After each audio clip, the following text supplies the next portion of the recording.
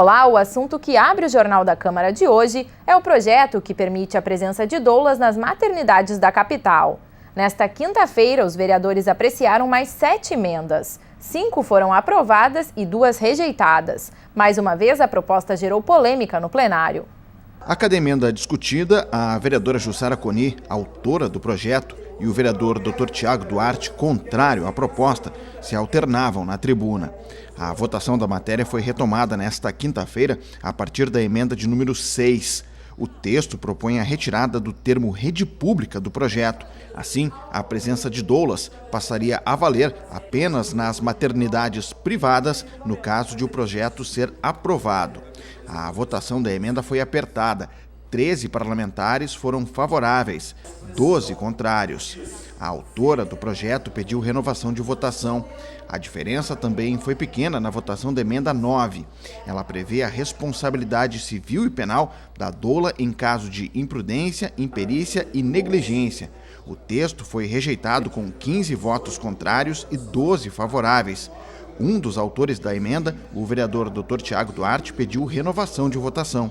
Os parlamentares votaram mais 5 emendas, mas faltou quórum para o prosseguimento dos trabalhos. A vereadora Jussara Coni não quis gravar a entrevista. Da tribuna, afirmou que as emendas descaracterizaram o projeto. Essas emendas são feitas para dizer uma coisa que não existe. Não existe relação ou vínculo trabalhista. O SUS não paga, o hospital não paga, a relação da doula, eu repito, ela não é uma funcionária pública nem privada, ela não recebe nada do SUS. A sua relação profissional é com a parturiente que a contratou. É com a parturiente, aí a mulher quer ou não quer ter doula. Não há dupla cobrança, o Estado não está sendo onerado. Todas as emendas, elas estão tornando inócuas o projeto. Contrário ao projeto, o vereador Dr. Tiago Duarte alegou que a intenção é preservar a saúde da gestante. Como a vereadora Jussara está colocando no projeto, enseja dupla cobrança pelo SUS, acaba dando a possibilidade, enfim, de nós termos pessoas estranhas ao ambiente do centro obstétrico dentro dele, e isso, sem dúvida nenhuma, acaba prejudicando o atendimento da paciente. Seja porque acaba tendo muitas pessoas no centro obstétrico, e hoje nós temos dificuldade até na relação do centro obstétrico, seja porque hoje as pacientes já carecem, já têm problemas até na sua privacidade. Elas são separadas em hospitais públicos por uma cortina. Com a votação desta quinta-feira, algumas das 18 emendas propostas ficaram prejudicadas total ou parcialmente. 2 ainda precisam ser apreciadas, além do projeto de lei que permite a atuação de doulas em maternidades. Nesta semana, o prefeito eleito de Porto Alegre, Nelson Marquesan Júnior, veio até a Câmara Municipal para apresentar a estrutura do novo governo. Com as alterações, o Executivo deve reduzir o número de secretarias de 29 para 13. Marquesan destacou como foco da gestão 3 secretarias: Educação, Saúde e Segurança. Além das pastas, 6 devem compor a administração direta e outras 9 secretarias a administração transversal. No encontro, o futuro prefeito de Porto Alegre também falou dos novos critérios para a seleção de cargos em comissão, como a comprovação de ficha limpa e experiência nas atividades fim. Até o início da próxima semana deve ser enviado ao Legislativo um projeto de lei com as novas propostas. Nós vamos encaminhar também aqui, além da modelagem da estrutura administrativa, é a questão das funções gratificadas, né? Hoje, se a pessoa vem de um outro poder, de um outro órgão estadual ou federal, ele recebe funções gratificadas, mas se ele vem para ser secretário, ele não recebe. Então, né, em tese, um cargo maior, ele deixa de receber a função. E as pessoas que a gente tenta trazer são sempre bem qualificadas, além de não receberem uma remuneração extra, elas também deixam de receber as funções que porventura estejam exercendo nos outros órgãos, no órgão de origem. Logo após a reunião com Marquesan, os vereadores receberam o atual prefeito de Porto Alegre, José Fortunati. No encontro, a Câmara Municipal devolveu oficialmente R$7 milhões aos cofres da Prefeitura. No mês passado, o Legislativo já havia feito a devolução de R$15 milhões. O valor do último repasse deve ser destinado às creches comunitárias da capital. Agora, chegando bem ao final do ano, conseguimos então fazer mais uma antecipação de R$7 milhões. R$5,2 milhões fruto de mais economia e R$1,8 milhão fruto apenas de uma antecipação financeira dos recursos descontados dos servidores e dos vereadores de imposto de renda ao longo dos 12 meses, mais o 13º. Esses recursos também teriam que ser repassados no ano que vem para o Executivo, são recursos que o Executivo paga para a Receita Federal, e nós fizemos então uma antecipação financeira. O acordo realizado entre as bancadas para definir quem ocupará os cargos de comando do Legislativo Municipal nos próximos anos também foi discutido durante a reunião com o prefeito eleito. Parlamentares de oposição ao novo governo criticaram as negociações realizadas. Durante a reunião, a vereadora do Partido dos Trabalhadores, Sofia Cavedon, falou da exclusão das bancadas de oposição na nova legislatura. Conforme a parlamentar, os vereadores das bancadas do PT, PSOL, PDT, PR e PROS não ocupariam nenhum cargo da mesa diretora nem o comando das comissões permanentes nos próximos anos. À tarde, durante a sessão plenária, a parlamentar subiu à tribuna novamente para criticar as negociações. Um conflito que prejudica inclusive o andamento de projetos, né? Porque nós teremos que nos fazer ouvir, uma vez que se avizinha uma maioria que se impõe e exclui e rompe com a proporcionalidade prevista no regimento da casa. Uma proporcionalidade explícita sobre a mesa e sobre liderança. Nós somos 12 vereadores que estão fora, os vereadores de oposição hoje e os vereadores do prefeito, da base do prefeito que está saindo. Vereadora do PSOL, Fernanda Melchiona, também falou da possível exclusão dos parlamentares. Para o vereador Reginaldo Pujol, do Democratas, o assunto não deveria ser abordado durante o encontro com o futuro prefeito Nelson Marquesan. Ainda conforme Pujol, o acordo em fase de elaboração segue o regimento da Câmara Municipal. Não cabe na mesa todos os partidos da Câmara. Então, nesse ano, primeiro ano, haverá de ser escolhidos 6 vereadores, um presidente e 5 integrantes da mesa, e vão ficar de fora nesse ano os integrantes dos outros partidos, que no ano subsequente vão ser favorecidos com a sua inclusão e a sua participação, assim por diante. Aí discute, mas e as comissões? As comissões, eles não sabem quem é que está constituindo as comissões. Só depois delas eleitas que pode ter esse raciocínio. A defesa dos povos de matriz africana foi destaque no período de comunicações na sessão plenária da última quarta-feira. Desde 2015, o assunto é tratado por uma frente parlamentar no Legislativo Municipal.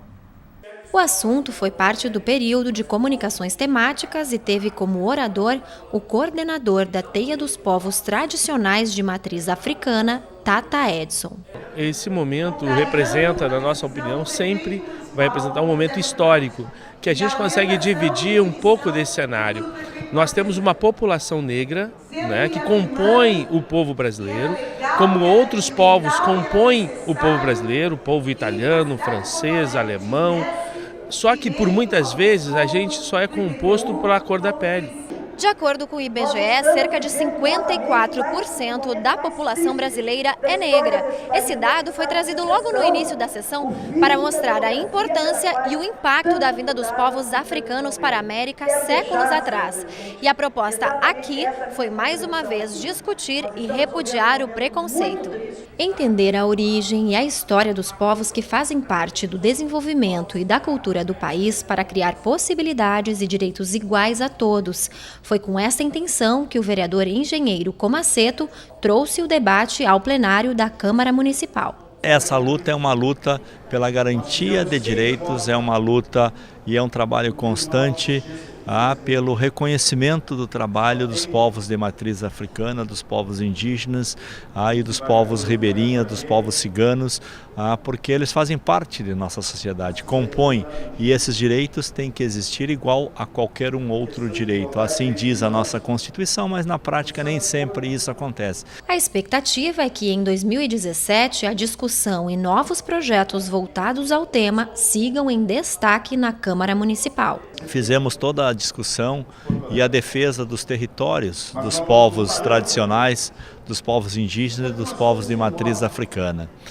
E nesta caminhada, que não iniciou hoje, Porto Alegre é o primeiro município a reconhecer os quilombos urbanos como patrimônio cultural. Nós queremos efetivamente, eu acho que a casa compreendeu e eu acho que esse momento aqui foi importante para a gente dar um passo na direção de tirarmos as ignorâncias da sociedade, compartilharmos com ela novos desafios e estabelecermos uma nova agenda para a discussão racial no país.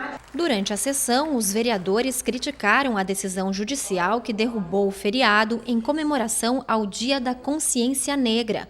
O projeto foi proposto pelo vereador delegado Cleiton, do PDT, e aprovado pela Câmara no ano passado. A Câmara de Porto Alegre realizou audiência pública nesta semana para debater as medidas anunciadas pelo governo estadual com o objetivo de enfrentar a crise financeira. Os servidores do Estado presentes no encontro criticaram a possibilidade de extinção de órgãos ligados ao Executivo Gaúcho. Representantes de cada categoria atingida pelo pacote do governo do Estado se manifestaram no encontro. Eles estão preocupados com a possibilidade de extinção de diversos órgãos públicos e classificaram as medidas como um retrocesso. Para a jornalista Cristina Charão, o fechamento das emissoras da Fundação Piratini vai impactar também na indústria criativa do Estado. A indústria criativa no Estado do Rio Grande do Sul ela chega a movimentar 11,7 bilhões de reais anualmente.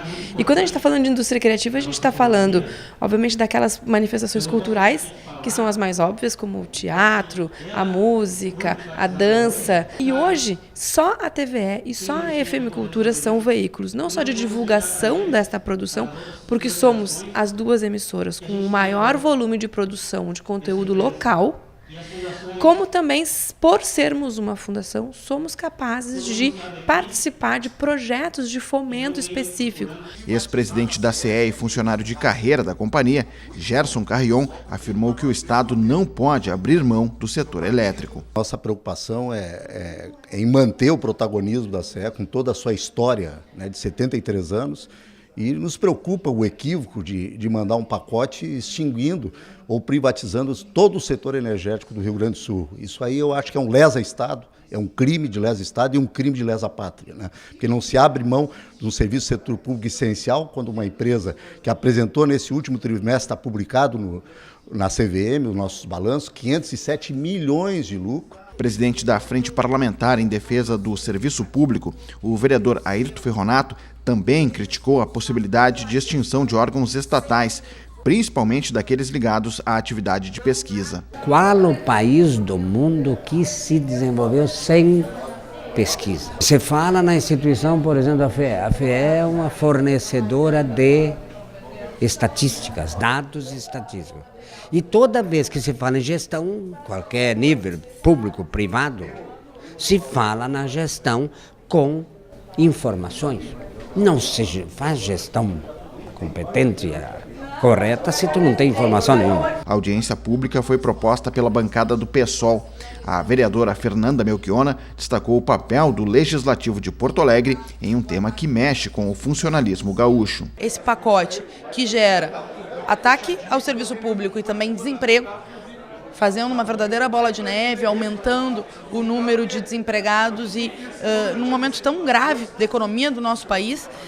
Além de tudo isso, está tendo a Assembleia Legislativa fechada, os servidores não podem se expressar, não podem fazer as pressões necessárias para que haja a representação do povo do Rio Grande do Sul no Parlamento Gaúcho. Então acho que é muito importante esse espaço que a Câmara de Porto Alegre abriu, mostrando que é importante os espaços democráticos. A audiência pública não contou com nenhum representante do governo do Estado, apesar do convite enviado pela Câmara Municipal.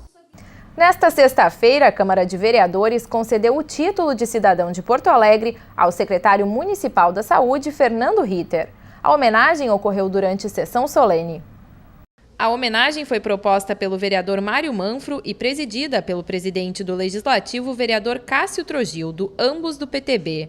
Emocionado, Ritter agradeceu as pessoas que fizeram parte da sua trajetória e destacou os desafios enfrentados junto com os colegas da secretaria.